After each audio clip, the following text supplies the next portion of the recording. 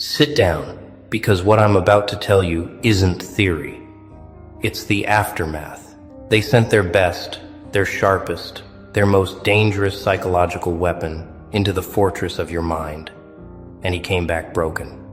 Not injured, not tired, but fundamentally shattered in a way that can't be fixed with therapy or time or distance.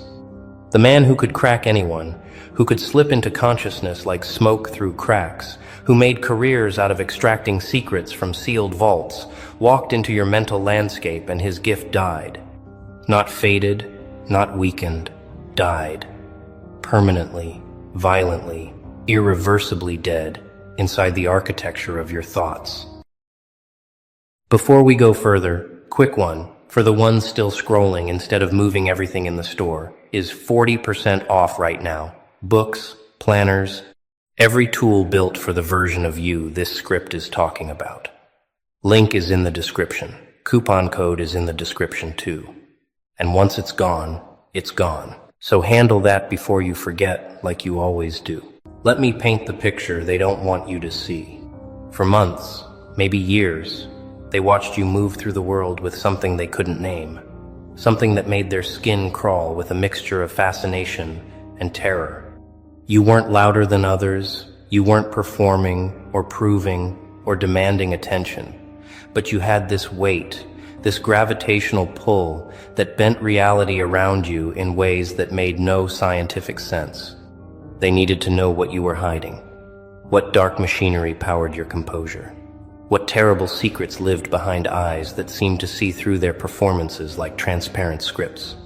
So they did what powerful, frightened people always do when they encounter something beyond their control.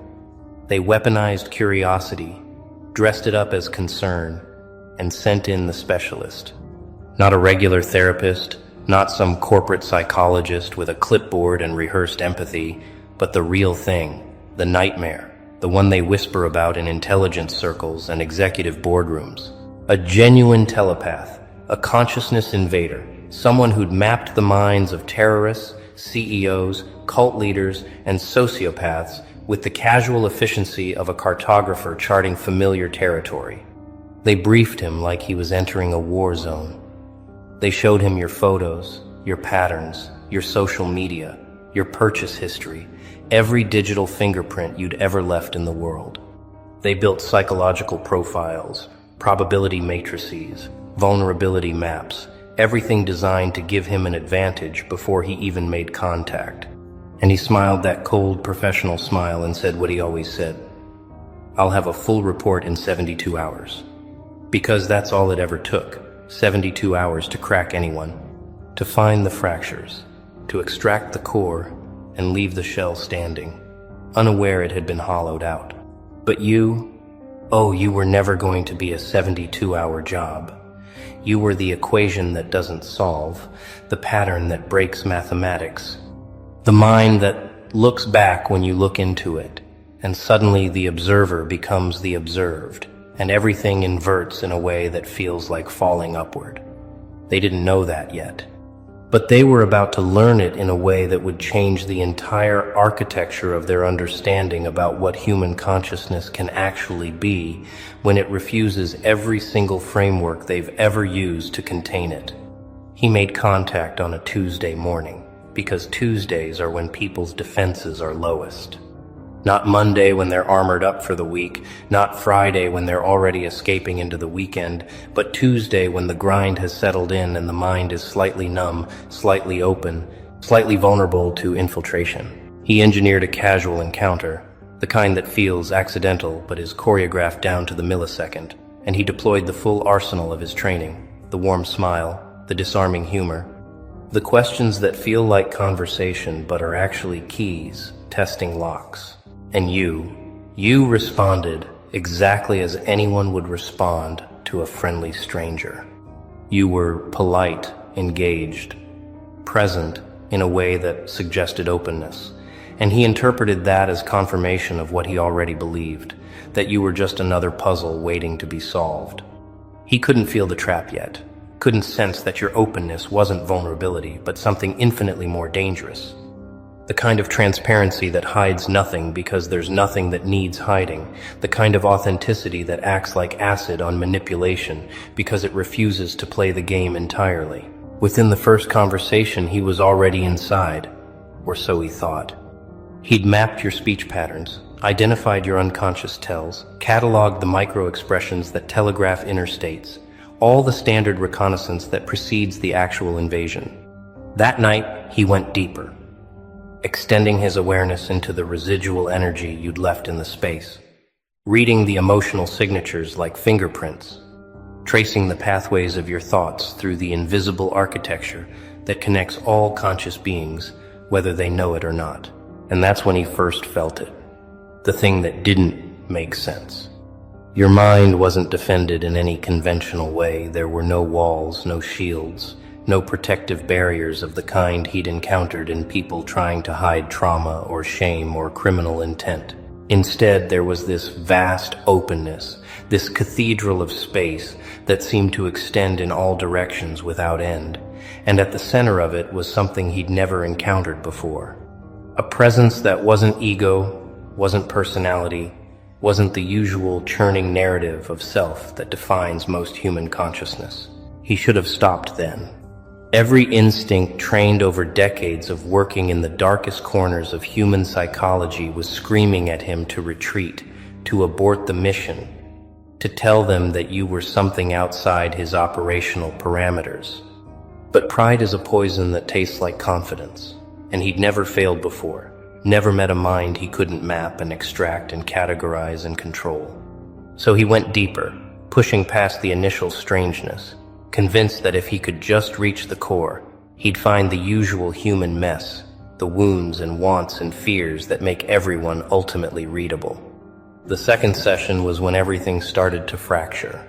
He came prepared with advanced techniques, conversational traps designed to trigger defensive responses that would reveal the underlying structure of your psyche. He asked about your past, your relationships, your regrets, all phrased with practiced casualness, but engineered to create emotional micro-earthquakes that would crack your composure and let him slip through the fissures. Except there were no fissures, there was no composure to crack, because you weren't performing composure. You were simply existing in a state he had no framework for understanding. You answered his questions with devastating honesty, not the performative vulnerability people use to manipulate sympathy, but actual transparency. The kind that doesn't calculate or curate or protect itself from judgment.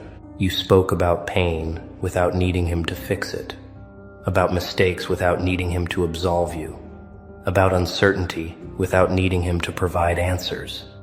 And every word you spoke felt like a door opening. But when he tried to walk through those doors, there was nothing on the other side except more space, more openness, more of this impossible emptiness that somehow felt more solid than any structure he'd ever encountered. That night, he made his first critical mistake. He decided to force entry, to bypass the conversational approach entirely and go straight into deep extraction. The kind of psychic invasion that's technically illegal but never prosecuted because the victims never know it happened. He waited until the small hours when your consciousness would be most diffuse, most accessible, and he extended his awareness across the distance between you and pushed into the space where your sleeping mind should have been vulnerable and unguarded. What he found instead was the abyss, looking back, not emptiness, not absence, but presence so total and so vast that his own consciousness felt like a candle flame trying to illuminate the ocean. He'd entered minds before, thousands of them, and they all had the same basic architecture. Memories stacked like filing cabinets, emotions flowing like rivers, identity constructed like a building with foundations and walls and rooms where different versions of self lived in comfortable separation. Your mind had none of that. It was all one thing, undivided, unfragmented, a singularity of awareness that didn't break down into components he could analyze or categories he could map. And then, the thing that destroyed him happened.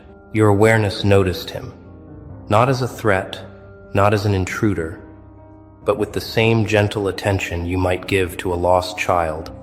And in that noticing, in that moment of being truly seen without judgment or fear or resistance, something in him that had always been tightly controlled just shattered. Because he'd spent his entire life being the one who sees, who knows, who penetrates and understands. And in your presence he was suddenly, terrifyingly, completely transparent. And everything he'd ever hidden from himself came flooding into consciousness all at once, with nowhere left to hide. He tried to retreat, to pull his awareness back into the safety of his own skull, but withdrawal wasn't an option anymore because your consciousness didn't hold him or trap him or fight him, it simply was. And in the presence of something that authentic, that undivided, his own fragmented psyche started coming apart at the seams like wet paper. Every lie he'd told himself, every manipulation he'd justified, every violation he'd committed in the name of national security or corporate intelligence or personal advancement, all of it rose to the surface and demanded to be witnessed with the same clarity you brought to everything. The third day, the day he was supposed to deliver his report, he couldn't speak. Not wouldn't. Couldn't. The mechanism that turns thoughts into words had fundamentally broken because thoughts themselves had become impossible to organize in the old way. He'd try to form a sentence, and it would dissolve before reaching his mouth because every word felt like a lie, every description felt like a reduction. Every attempt to categorize or explain or contain what he'd encountered in your mind felt like trying to put the ocean in a teaspoon and call it complete. They found him in his apartment, sitting in the dark, staring at nothing, eyes open but not seeing anything in the physical world. When they tried to debrief him, when they demanded to know what he'd found inside your head, he could only shake his head slowly, tears running down his face without sound, without expression. Just water leaking from eyes that had seen something they were never designed to process. His gift, the thing that had defined his entire existence, the ability that had made him valuable and dangerous and untouchable, was gone, burned out like a filament that tried to carry too much current. The specialists they brought in to assess him couldn't find conventional damage. His brain scans were normal, his physical health unchanged, his memory intact. But something essential had been severed, the connection between his consciousness and the collective unconscious where telepaths operate, the subtle frequency he'd once navigated as easily as breathing. It was like a musician who can still see sheet music and remember how songs are supposed to sound but can no longer hear music itself, a fundamental sense just erased from his perceptual reality. What they didn't understand, what they couldn't understand, without experiencing it themselves, was that you hadn't attacked him or defended against him or even resisted him in any conventional sense. You'd simply been yourself, and yourself was something so far outside the spectrum of normal human consciousness that contact with it was like a phone trying to process the electromagnetic output of a star. The technology just wasn't built to handle that kind of input, and when it tried, when he pushed his gift against the infinite depth of your undefended awareness, the gift itself broke under the weight of actual truth. In the weeks that followed, they tried to understand what happened, because powerful people hate mysteries more than they hate failures. They brought in other readers, less powerful but more expendable, and sent them to observe you from a distance, to scan the surface of your consciousness without attempting full penetration. Most of them reported back with confusion, describing your mental signature as something between a mirror and a black hole, something that reflected their own consciousness back at them, while simultaneously pulling their awareness toward a center they couldn't locate or define. One of them, a woman with decades of experience in remote viewing and consciousness mapping, refused the assignment entirely after her initial assessment. When pressed for an explanation, she said something that terrified the people who hired her more than any supernatural threat ever could. She said, "That person doesn't have a mind in any sense we understand the term. They have awareness, and it's not contained in their body or their brain or any structure we can interact with. Trying to read them is like trying to read empty space itself, and empty space doesn't have thoughts to extract or secrets to steal. It just is. And if you stare into it too long, you forget how to be anything else." They tried to dismiss her assessment as superstition, as professional jealousy, as anything except what it actually was, which was the most accurate description of your consciousness that any of their specialists would ever provide. But dismissal didn't change the fact that their best weapon had been neutralized, not by force or defense, but by contact with something that operated on entirely different principles than the ones their entire intelligence apparatus was built to exploit. You were the virus their antivirus couldn't recognize, because you weren't hostile code trying to infiltrate their system. You were a completely different operating system that made their framework irrelevant. Meanwhile, you continued your life completely unaware of the invasion, the extraction attempt, the collapse it had caused in their most valuable operative. You went to work, saw friends, lived your days with the same quiet presence that had attracted their attention in the first place. Because that's the thing about genuine unconscious mastery. It doesn't know it's performing miracles. It just exists in its natural state, and miracles happen as a byproduct of that existence, without effort or intention or awareness. The reports they compiled about you grew increasingly desperate and contradictory. Some described you as an advanced meditator with decades of training in consciousness dissolution. Others theorized you were a natural savant with a neurological configuration that made you immune to standard extraction protocols. A few whispered darker theories, suggesting you were something post-human, an evolutionary leap, or a different species, wearing human skin, operating among normal people without revealing the fundamental difference in your basic architecture. The man they sent to break you remained broken. His colleagues tried every therapeutic intervention, every healing modality, every experimental treatment designed to restore damaged psychic abilities. Nothing worked because nothing could work, because what he'd lost wasn't a skill or a talent or even a neurological function. It was a lie about the nature of consciousness that his entire identity had been built upon.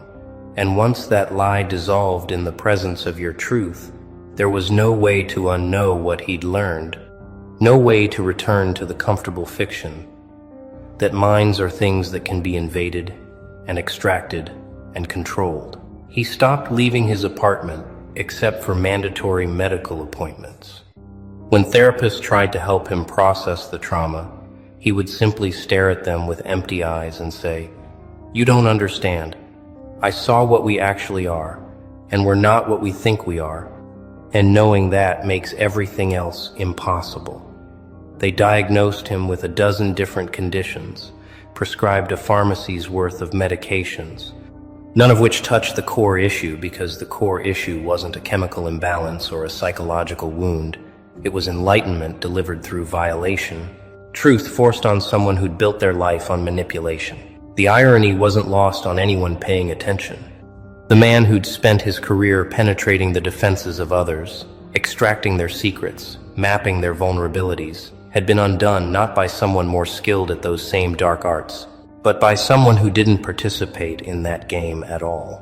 You'd won without fighting, protected yourself without defending, neutralized a threat without even knowing it existed. And that drove them absolutely insane because it meant all their weapons, all their training, all their intelligence infrastructure was fundamentally useless against someone operating from a completely different paradigm. His final report, the one he wrote in shaking handwriting before they removed him from active duty permanently, contained only one sentence. The subject has no thoughts to extract because the subject is not thinking, the subject is being, and being cannot be stolen or copied or understood by anything that is still trying to become. They classified the report immediately, buried it so deep in their archives that most people with clearance didn't even know it existed, because that one sentence threatened everything they believed about consciousness, control, and the nature of human potential. Within 6 months, he disappeared entirely from public life.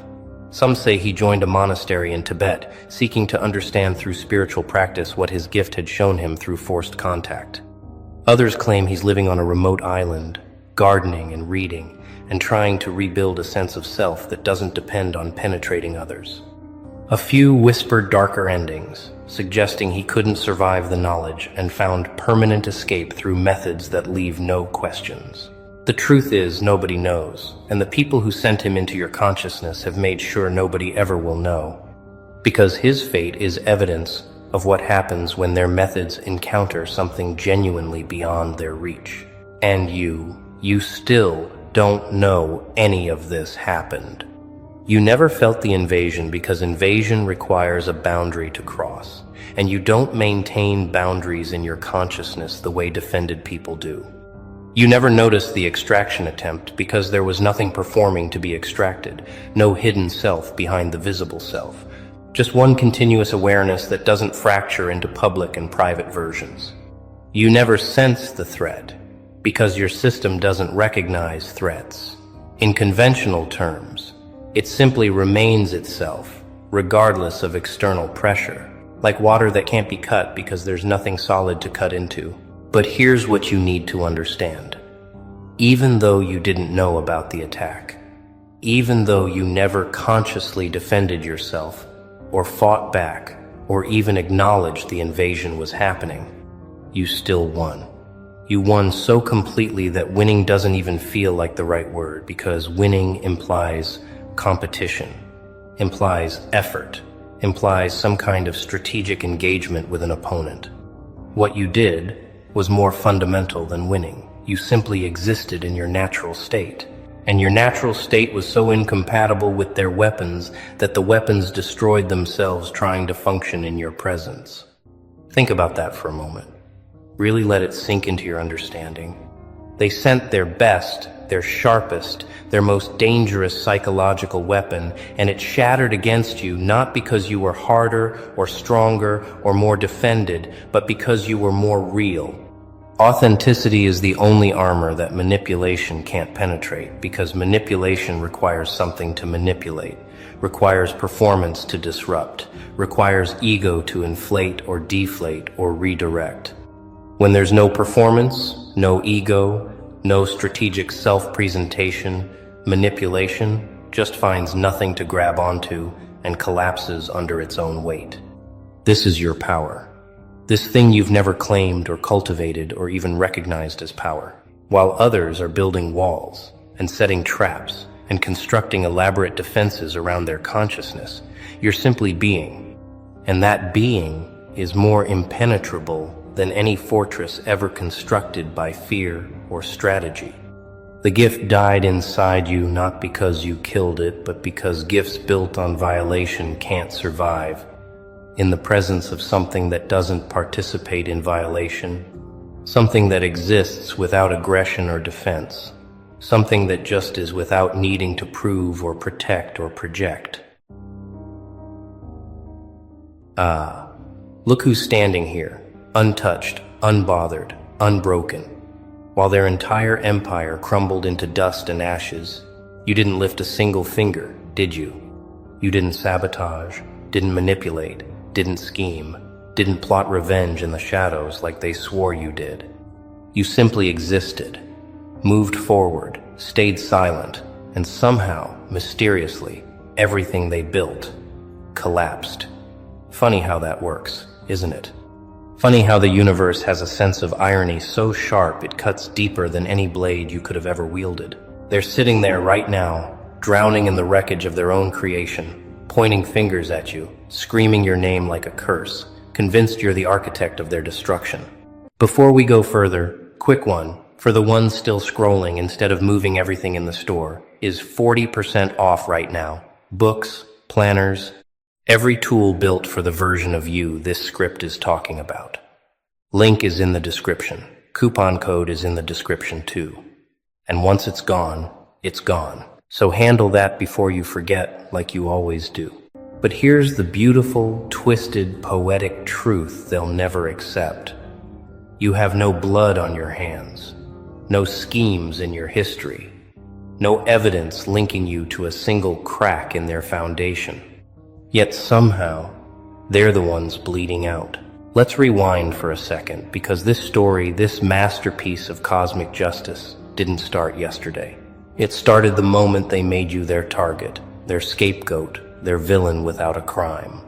They looked at you, someone who refused to play their games, someone who walked with integrity even when it hurt, someone who wouldn't bend, break, or bow to their manipulations.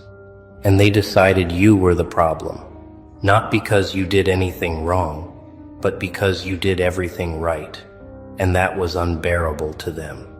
So they launched their campaign, subtle at first, whispers in corners, seeds of doubt planted in conversations you weren't invited to, narratives spun with just enough venom to sound convincing. They needed you guilty, desperately needed you guilty, because if you were guilty, then their chaos made sense, their attacks were justified, their cruelty was self-defense.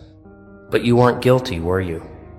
No, you were clean, maddeningly, infuriatingly clean, and that drove them absolutely insane. So what did they do? They kept digging, kept pushing, kept waiting for you to slip, to crack, to give them just one moment of weakness they could weaponize.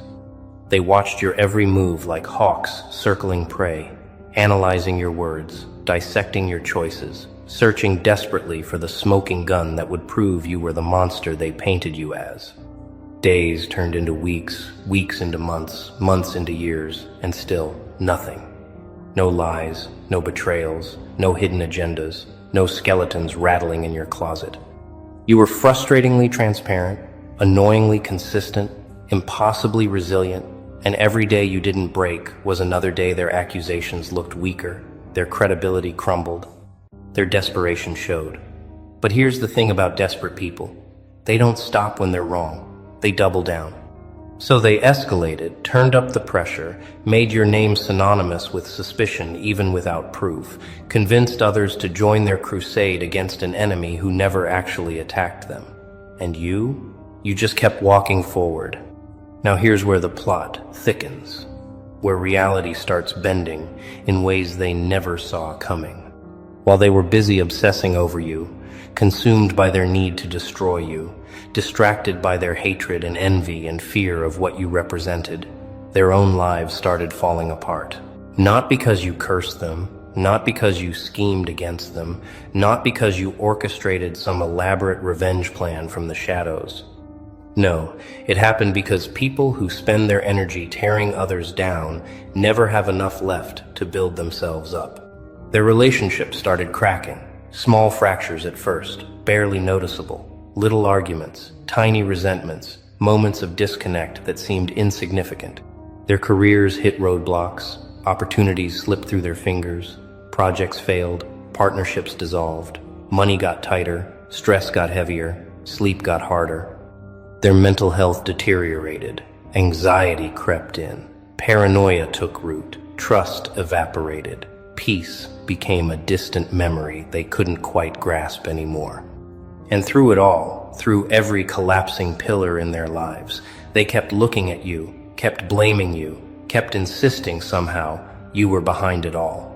But you weren't, were you? You were over here, healing, growing, building, evolving, focusing on your own path while they self-destructed in slow motion. You weren't casting spells, you weren't pulling strings, you weren't whispering curses into the night.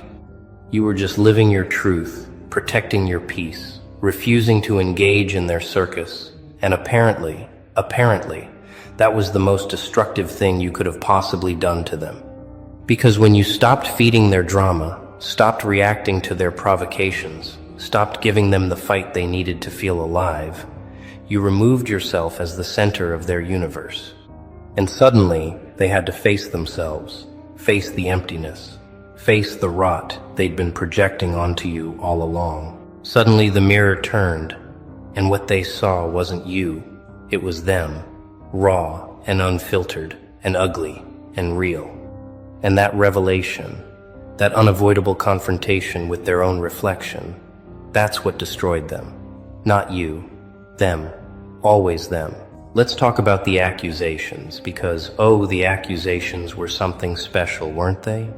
Creative, detailed, passionate accusations built on absolutely nothing but their imagination and desperation. They said you sabotaged their success, even though you were nowhere near their projects, their jobs, their opportunities. They said you poisoned their relationships, even though you hadn't spoken to their partners, their friends, their family members in months, maybe years. They said you spread rumors. Even though your mouth stayed closed, your focus stayed forward, your energy stayed clean. They said you manipulated situations behind the scenes, even though you were openly, visibly, provably doing your own thing in your own lane. Every accusation was smoke without fire, noise without substance, a story without evidence.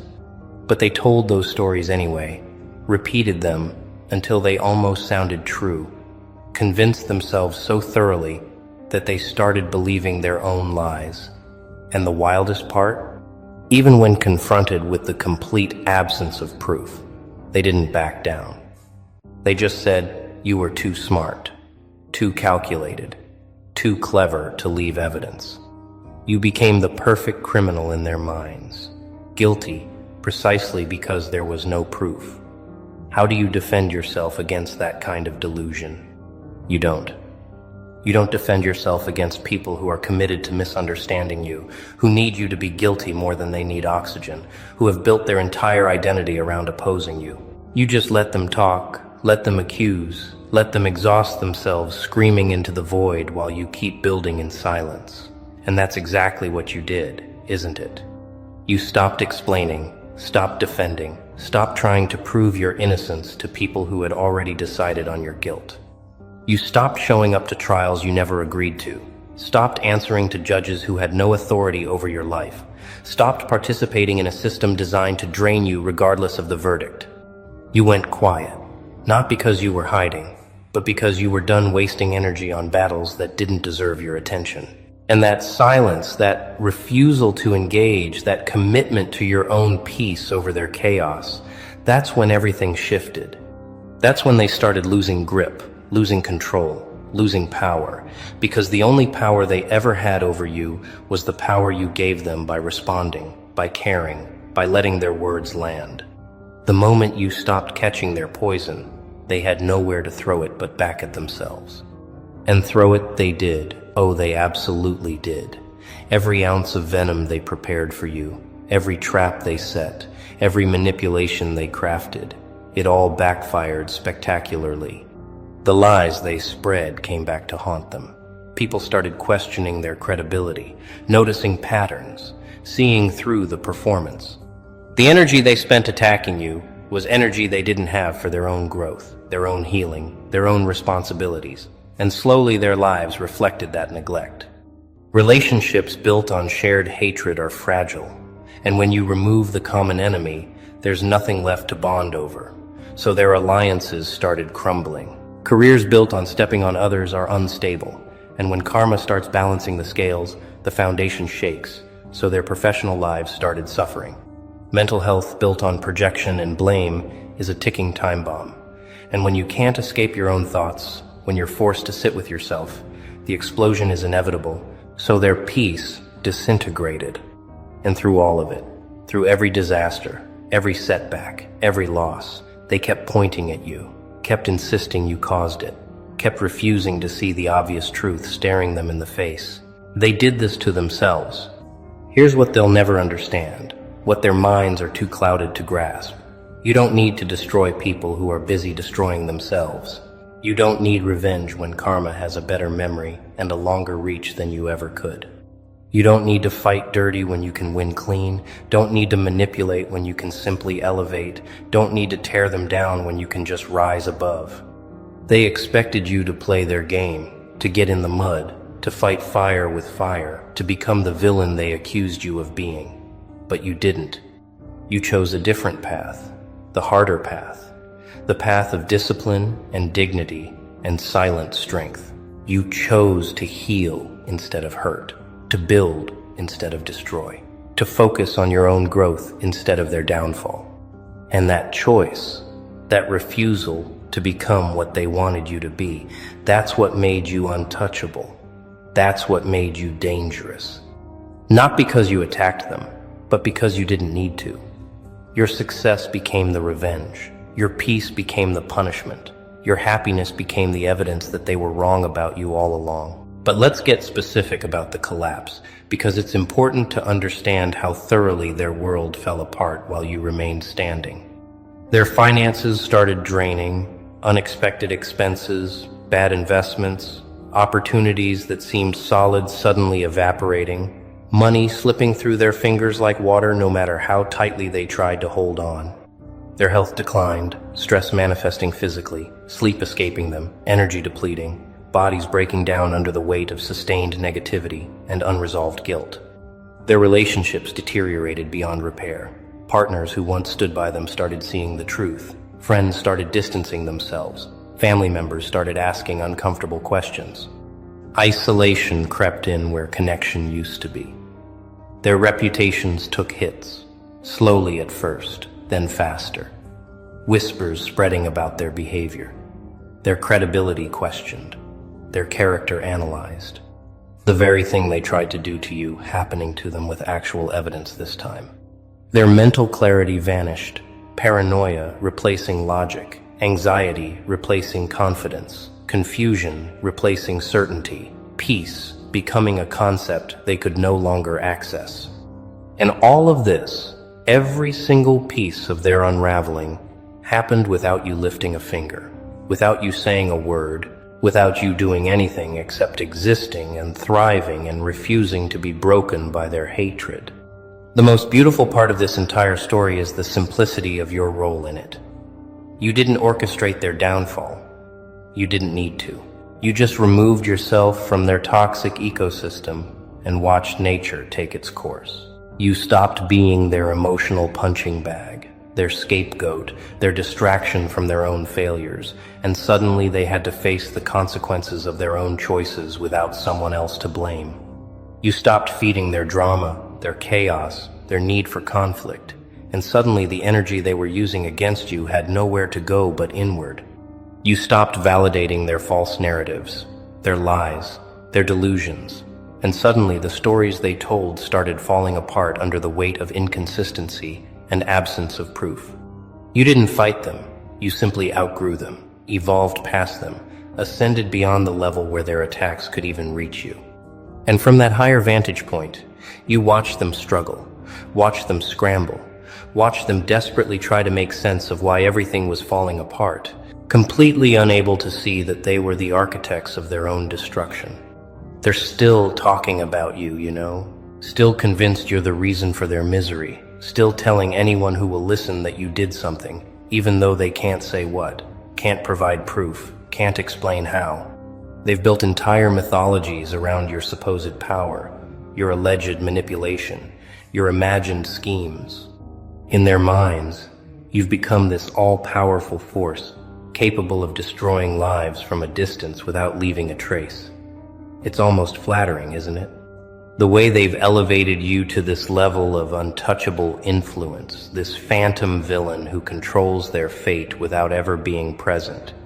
But the reality is so much simpler and so much more devastating to their egos. You're not powerful because you destroyed them. You're powerful because you didn't have to. You're not dangerous because you attacked. You're dangerous because you evolved. You're not the villain in their story. You're the lesson they refused to learn. And now they're stuck in this prison of their own making, surrounded by the rubble of what they destroyed, still screaming your name, still blaming you, still unable to accept the truth that would set them free. They did this to themselves. Let's talk about the witnesses, because this story has an audience, and that audience has eyes. People watched this entire saga unfold, watched them attack you relentlessly, watched you remain calm and composed, watched them make accusations without evidence, watched you stay silent with dignity. And slowly, quietly, perceptions shifted. People started noticing patterns, started questioning narratives, started seeing through the performance. They watched your accusers' lives fall apart while you remained stable, watched the chaos surround them while peace surrounded you, watched karma work in real time with mathematical precision. And the whispers started, different whispers this time. Whispers of doubt about the people who spent years trying to convince everyone you were the problem. If they were really innocent, why are they suffering? If they were really right about them, why is everything falling apart for them and not for them? Maybe they were projecting all along. Maybe they were the toxic ones. Maybe we were wrong to believe them without proof. Those whispers, those questions, those shifting perspectives, you didn't create those. You didn't manipulate people into seeing the truth. You simply lived your truth long enough for the lies to expose themselves. The validation must feel surreal sometimes, doesn't it? After years of being misunderstood, misrepresented, painted as something you never were, suddenly the tide turns. Suddenly, people who once questioned you start defending you. People who once believed the lies start seeing the truth. People who once kept their distance start reaching out with apologies and admiration. They see your strength now, your resilience, your refusal to become bitter despite every reason to be. They see how you handled the pressure, how you maintained your integrity, how you never stooped to the level of those who attacked you. They see the evidence of your character, not in your words, but in your actions, not in your defenses, but in your consistency, not in your reactions, but in your restraint. And that validation, that shift in perception, that public acknowledgement of what you knew privately all along, that's not something you chased or manipulated or fought for. It came naturally, inevitably, as truth always does when given enough time and space to breathe. You just had to survive long enough to see it. But here's the thing they'll never forgive you for, the ultimate insult to their egos, the unforgivable crime in their eyes. You're happy, despite everything they put you through, despite the years of attacks and accusations and attempts to break your spirit. You're genuinely, authentically, peacefully happy. You're thriving in ways they never predicted, succeeding in areas they said you'd fail, growing into a version of yourself they never thought you'd become. Your life is full, your heart is light, your mind is clear, your future is bright, and none of that requires their approval, their presence, their validation, or their destruction. You built a beautiful life on the foundation of your own values, surrounded yourself with genuine people who see your worth, created opportunities through your own effort and integrity, found peace in your own company and strength in your own character. And that happiness, that thriving, that success, that's the final blow to their narrative, the undeniable proof that everything they said about you was wrong. Because if you were really the person they claimed you were, you wouldn't be standing here whole, healed, and happy. You'd be broken, bitter, and lost, but you're not. And that kills them more than any revenge you could have planned. So, what happens now? What comes next in this story where the accused stands clean and the accusers drown in their own poison? Simple. You keep walking forward.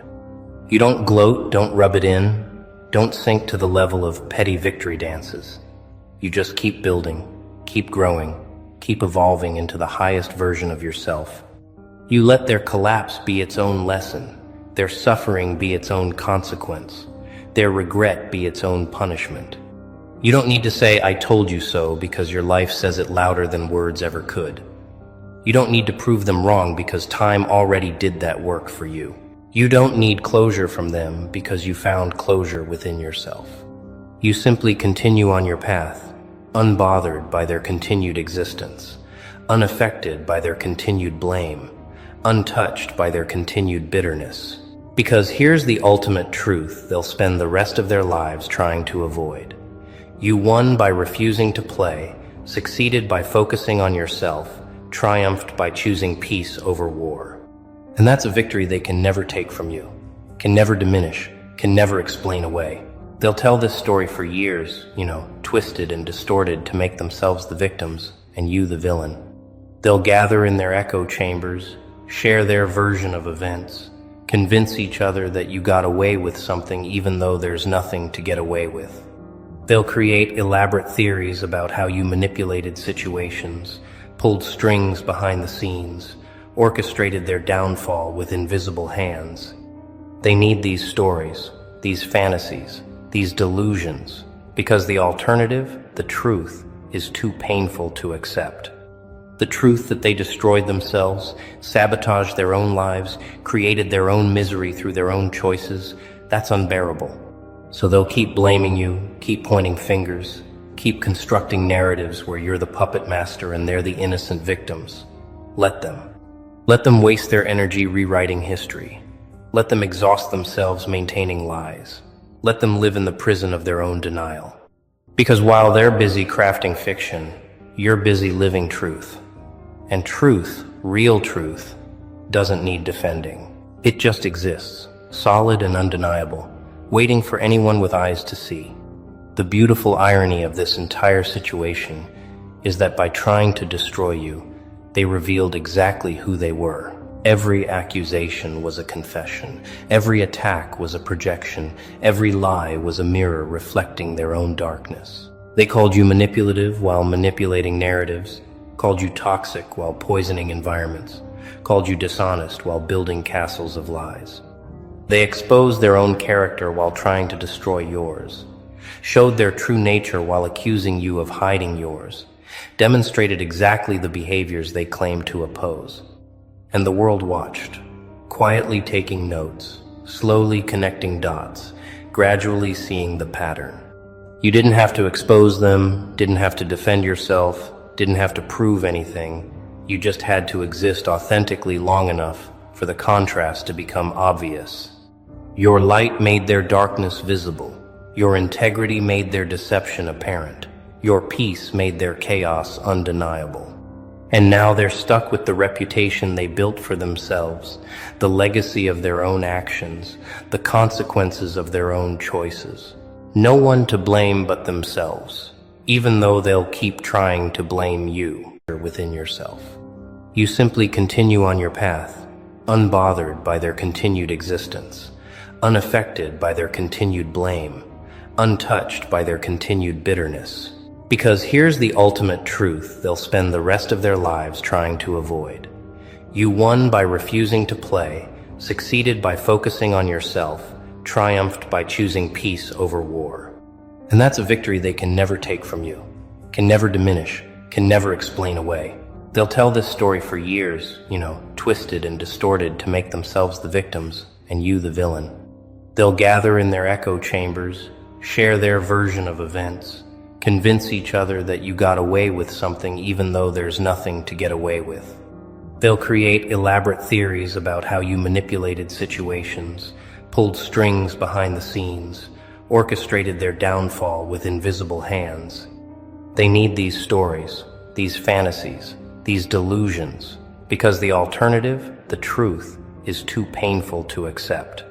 The truth that they destroyed themselves, sabotaged their own lives, created their own misery through their own choices, that's unbearable. So they'll keep blaming you, keep pointing fingers, keep constructing narratives where you're the puppet master and they're the innocent victims. Let them. Let them waste their energy rewriting history. Let them exhaust themselves maintaining lies. Let them live in the prison of their own denial. Because while they're busy crafting fiction, you're busy living truth.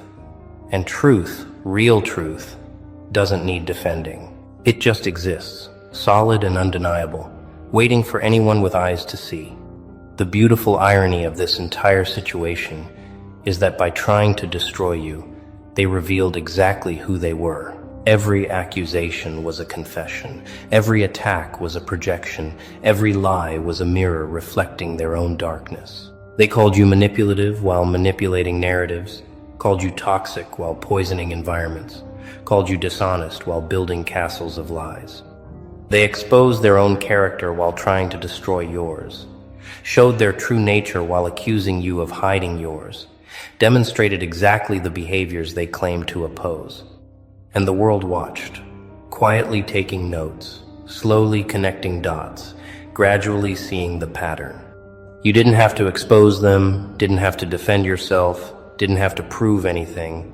You just had to exist authentically long enough for the contrast to become obvious.